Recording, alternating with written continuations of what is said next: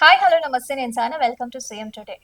తెలంగాణలో పంచాయతీ పాలక వర్గాల గడువు ముగిసి సంవత్సరంన్నర పైగే అవుతుండటం, పరిషత్ల గడువు ముగిసి సంవత్సరం పూర్తవుతుండటంతో ఎన్నికలు ఎప్పుడు నిర్వహిస్తారనే సందేహాలు అందరిలో నెలకొన్నాయి. ప్రస్తుతం స్థానిక సంస్థల ప్రత్యేక అధికారుల పాలనలో ఉండి నిధులు రాక అభివృద్ధి కుంటుపడింది. తెలంగాణ స్థానిక సంస్థల ఎన్నికల్లో బీసీలకి 42% రిజర్వేషన్లను ఇవ్వాలని కేబినెట్ తీర్మానం చేయటంతో అందరి దృష్టి స్థానిక సంస్థలపైనే పడింది. కాంగ్రెస్ పార్టీ ఎన్నికల సమయంలోనే బీసీలకి స్థానిక సంస్థల ఎన్నికల్లో 42% రిజర్వేషన్లను ఇస్తామని హామీ ఇచ్చింది. అందులో భాగంగానే రిజర్వేషన్లని 50% లోబడి ఉండాలనే కేంద్ర ప్రభుత్వం నిబంధనల మేరకి ఆలస్యమవుతూ వచ్చింది. అయితే తమిళనాడు వంటి రాష్ట్రాల్లో ప్రత్యేక ఆర్డినెన్స్ ద్వారా 50% మించి రిజర్వేషన్లు ఇస్తుండటంతో ఇప్పుడు అదే పద్ధతిని రాష్ట్ర ప్రభుత్వం అవలంబించాలని భావిస్తోంది. హైకోర్టు ఇప్పటికే ఎన్నికలని పూర్తి చేయడానికి 3 నెలల గడువు ఇవ్వగా ఆలోపే పూర్తి చేసేందుకు రాష్ట్ర ప్రభుత్వం కృత నిశ్చయంతో ఉంది. ప్రస్తుతానికి పంచాయతీల కంటే ముందు పరిషత్ ఎన్నికలు నిర్వహిస్తారనే సంకేతాలు వెలువడుతున్నాయి. ఇప్పటికే ఓటర్ జాబితా సిద్ధం కాగా కావలసిన బ్యాలెట్ బాక్సులు, సామాగ్రి, ప్రింటింగ్ కూడా అధికారులు పూర్తి చేసి ఎన్నికలెప్పుడు వచ్చినా నిర్వహించేందుకు సిద్ధంగా ఉన్నారు. తెలంగాణలో స్థానిక సంస్థల ఎన్నికల కోసం పంచాయతీరాజ్ శాఖ సన్నాహాలు చేస్తున్న సందర్భంగా రాష్ట్ర ప్రభుత్వం జెడ్పీటీసీ, ఎంపీటీసీ పంచాయతీ స్థానాల సంఖ్యని ఖరారు చేసిన విషయం మనందరికీ తెలిసిందే.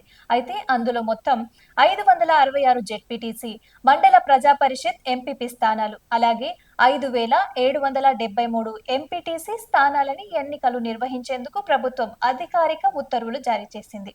ఇదే సమయంలో రాష్ట్రంలో గ్రామ పంచాయతీల సంఖ్య 12,778 ఉండగా వార్డుల సంఖ్య 1,12,000గా ఉంది. అయితే తెలంగాణ ఏర్పడిన తర్వాత ఇప్పటి వరకు ఒక్కసారి మాత్రమే 2019లో పంచాయతీ ఎన్నికలు జరిగాయి. అప్పటి ఎన్నికల్లో ఎంపీపీ, జెడ్పీటీసీ స్థానాలు 570 ఉండగా ఎంపీటీసీ స్థానాలు 5,817, గ్రామ పంచాయతీలు 12,848గా ఉన్నాయి. ఈ నిర్ణయం రాష్ట్రంలో స్థానిక సంస్థల ఎన్నికలకి మార్గం సుగమం చేసిందని చెప్పుకోవచ్చు.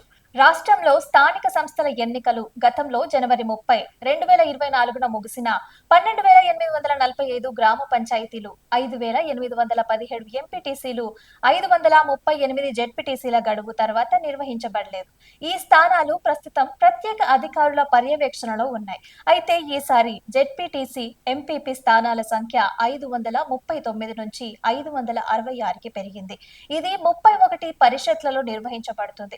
ఎంపీటీసీ స్థానాల సంఖ్య కూడా 5,817 నుంచి 5,773కి తగ్గింది. ఈసారి బీసీల విషయానికి వస్తే ముఖ్యమంత్రి రేవంత్ రెడ్డి నేతృత్వంలోని కాంగ్రెస్ ప్రభుత్వం స్థానిక సంస్థల ఎన్నికలలో బీసీలకి 42% రిజర్వేషన్లని అమలు చేయాలని నిర్ణయించింది. ఈ నిర్ణయం రాష్ట్ర జనాభాలో 56% ఉన్న బీసీలకు సముచిత ప్రాతినిధ్యం కల్పించడానికి తీసుకున్న చర్యగా చెప్పవచ్చు.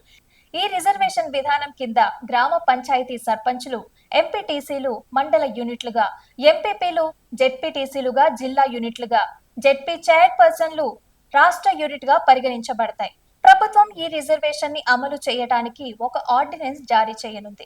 దీనిని రాష్ట్ర గవర్నర్ కి పంపించారు. ఈ ఆర్డినెన్స్ చట్టపరమైన సవాళ్లను ఎదుర్కొనే అవకాశం ఉన్నందున ప్రభుత్వం హైకోర్టు, సుప్రీంకోర్టులో క్యాబినెట్లని దాఖలు చేయడానికి సన్నాహాలు చేస్తోంది.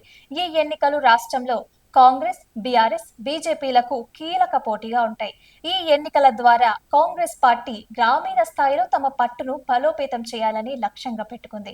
ఈ ఎన్నికలని ఆగస్టులో జెడ్పీటీసీ, ఎంపీటీసీ స్థానాలకి, సెప్టెంబర్లో గ్రామ పంచాయతీలకు నిర్వహించేందుకు ప్రణాళికలను సిద్ధం చేస్తున్నారు. గడిచిన స్థానిక సంస్థల ఎన్నికల్లో అప్పుడు బీఆర్ఎస్ అధికారంలో ఉండగా మెజార్టీ స్థానాలని ఆ పార్టీని దక్కించుకుంది.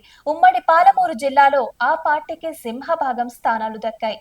వేరే పార్టీలో గెలిచిన వారు సైతం అప్పట్లో బీఆర్ఎస్ లో చేరారు. అసెంబ్లీ ఎన్నికల సమయంలో కొంతమంది బీఆర్ఎస్ ని వీడి కాంగ్రెస్ లో చేరినప్పటికీ ఇంకా బీఆర్ఎస్ లో తాజా మాజీ ప్రజాప్రతినిధుల శాతం అధికంగానే ఉంది. గ్రామాల్లో ఇంకా ఆ పార్టీ కేడర్ బలంగా ఉండగా అసెంబ్లీ, పార్లమెంట్ ఎన్నికల్లో గెలిచిన ఊపుతో ఉన్న కాంగ్రెస్ పార్టీ కేడర్ ను బలోపేతం చేసుకోవటం వంటి పరిణామాలతో పోటీ హోరాహోరీగా ఉంటనుంది. బీసీలకి రిజర్వేషన్లు ఇచ్చామనే అంశంతో కాంగ్రెస్ ముందుకెళ్తోంది. అయితే గ్రామాలు, పట్టణాల్లో ఇటీవలి కాలంలో సీసీ రోడ్లు, డ్రైనేజీలని ఎక్కువ సంఖ్యలో నిర్మించటం, సన్న బియ్యం పథకం వంటి అంశాలు తమకు కలిసి వస్తాయని ఆ పార్టీ భావిస్తోంది. అలాగే బీఆర్ఎస్ తమకున్న కేడర్, గతంలో చేసిన పనులు, ప్రభుత్వ వ్యతిరేకత కలిసి వస్తుందని అభిప్రాయపడుతోంది.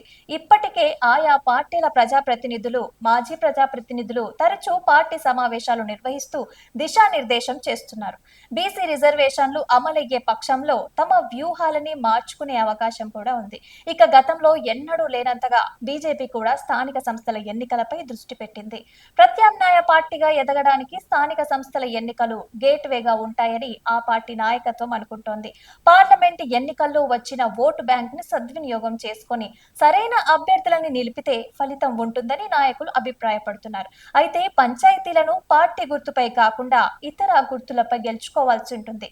పరిషత్ ఎన్నికల్లో మాత్రం పార్టీ గుర్తులు ఉంటాయి. కాబట్టి కాంగ్రెస్ పార్టీ ముందుగా పరిషత్ ఎన్నికలను నిర్వహించి ప్రభుత్వ పనితీరుకు గెలుపు అని చెప్పుకోవాలని భావిస్తోంది. కాంగ్రెస్ ప్రభుత్వం బీసీలకి 42% రిజర్వేషన్లు ఇవ్వాలని భావిస్తుండగా గతంలో రిజర్వేషన్లను తక్కువగా ఉన్న సమయంలోనూ బీసీలు జనరల్ స్థానాల్లో ఎక్కువ సీట్లు గెలుచుకున్నారు. ఒకవేళ బీసీలకి చట్టబద్ధంగా రిజర్వేషన్లు ఇవ్వలేని పక్షంలో పార్టీ పరంగా 42% రిజర్వేషన్లను ఇవ్వాలని కాంగ్రెస్ గతంలోనే భావించింది. దానిపై కొంత విమర్శలు రావటంతో ఎలాగైనా చట్టబద్ధత కల్పించాలని భావిస్తోంది. ఈ విషయమై ఇప్పటికే కేబినెట్ తీర్మానం కూడా చేసింది. దీంతో అవకాశాలు అప్పుడే పల్లెల్లో ముమ్మరంగా ప్రచారం మొదలు పెట్టేస్తున్నారు. మరి ఈ ట్రయాంగిల్ ఫైట్ లో అధికార పక్షం విపక్షాలకి ఎలా చెక్ పెడుతుందో చూడాలి.